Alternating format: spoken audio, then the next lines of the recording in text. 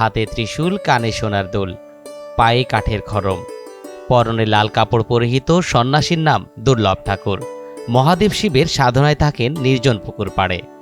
শিবের সন্তুষ্টির জন্য 10 বছর থেকে শ্মশানঘাটের ঝুপড়ি ঘরে বাস। মহাদেব শিবের সন্তুষ্টির জন্য প্রতি শিবরাত্রিতে পূজা করেন তিনি। ভাত খান না প্রায় 21 বছর। পরিবারের মায়া ত্যাগ করেছেন অনেক আগেই।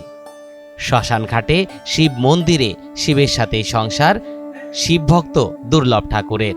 শিক্ষকতা, সে সংঘারকর্তা, রক্ষাকর্তা, পালনকর্তা, সে অগ্নি ধর্মঠারা ভাবে আমাকে পড়াইছে বা ধুইছে।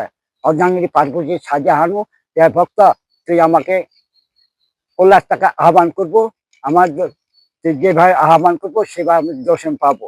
তার সঙ্গে আমি দর্শন পাই না, নাই ওর সঙ্গে কথা সারাই, ওর সঙ্গে আমি সাধন করি।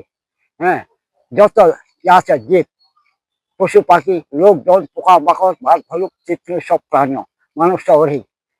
মহাদেব তুই ছাড়া আর কেউ নাই, আনিস তুই, এখানে আমি আছি, মারবো না বাঁচাও তুই, যে পরীক্ষা করে করে, কোনো দুঃখ নেই। 60 বছর বয়সের পর থেকেই এমন জীবনযাপন করছেন দুর্লভ ঠাকুর।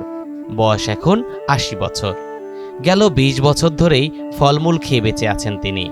দেশের বিভিন্ন এলাকা থেকে শিবের এই ভক্তকে দেখতে ছুটে আসেন ভক্তবিন্দুরা।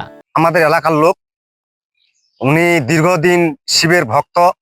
একটি শ্মশান বাড়িতে, নিরাকার এলাকায়, যেখানে মানুষজন থাকে না, শুধু মানুষ, যেসব মানুষ মারা যায় সেখানে পুড়ে মাটি দেয়, সে জায়গায় তিনি একাকিত্বভাবে ঘর করে দীর্ঘ 20-21 বছর ধরে আছেন।